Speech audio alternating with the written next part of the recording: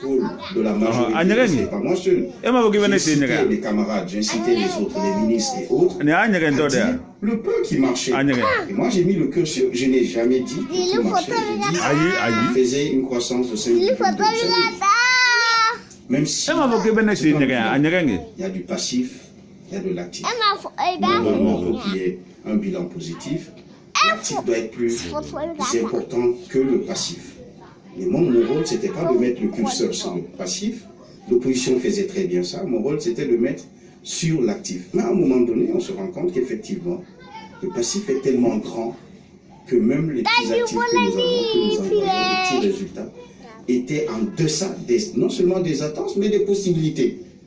Parce que les attentes étaient grandes, mais on avait la possibilité de faire autre chose. On avait la possibilité de résoudre un certain nombre de problèmes, mais par inaction du gouvernement, par manque de cohérence dans les politiques gouvernementales, par manque de compétences des fois de certains acteurs qui étaient en poste.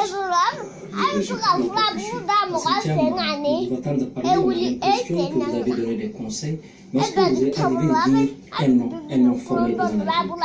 Vous savez, non, c'est... Moi, je conseille. Que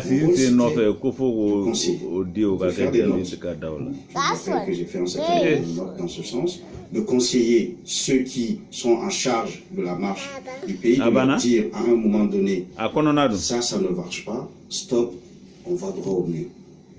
Et je me rappelle qu'avec beaucoup d'interlocuteurs, j'ai dit ça. On allait droit au mur, les choses ne se passent pas comme on l'espère. Mais je n'étais pas en charge. Vous savez, nous sommes dans une démocratie. Vous avez un président de la République élu qui détient la légitimité et la légalité. Il met en place un gouvernement qui met en œuvre sa vision et son programme. Et vous avez des conseillers qui conseillent. Et quand un conseiller sent, effectivement, comprend que son rôle, il n'y arrive pas à le jouer, pour quelques raisons dans lesquelles je rentrerai pas dans les détails ici, parce que quelque chose est important. Moi, j'ai eu la chance de servir l'État à un très haut niveau. C'est un privilège.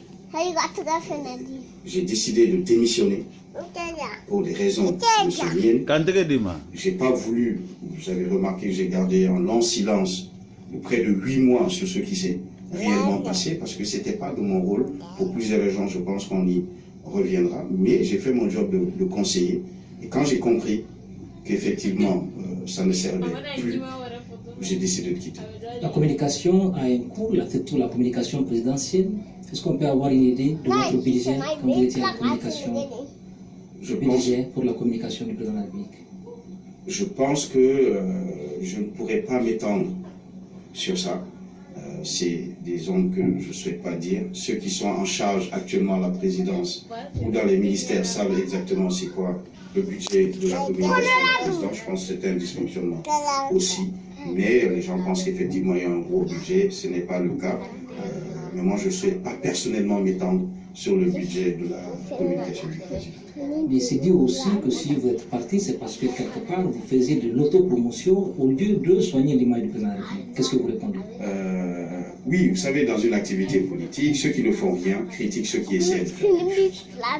Moi, je n'avais pas besoin d'être à la présidence pour faire de l'autopromotion. Partout où je suis passé, j'ai travaillé, je pense, dur. J'ai gravi les échelons. J'ai commencé en bas, dans 3 entreprises différentes. J'ai commencé comme chef de division en Orange, j'ai fini directeur. J'ai commencé comme 4-5 à la BDN, chargé de marketing et de communication. J'ai fini directeur adjoint à la BDN, chargé du marketing et de la communication.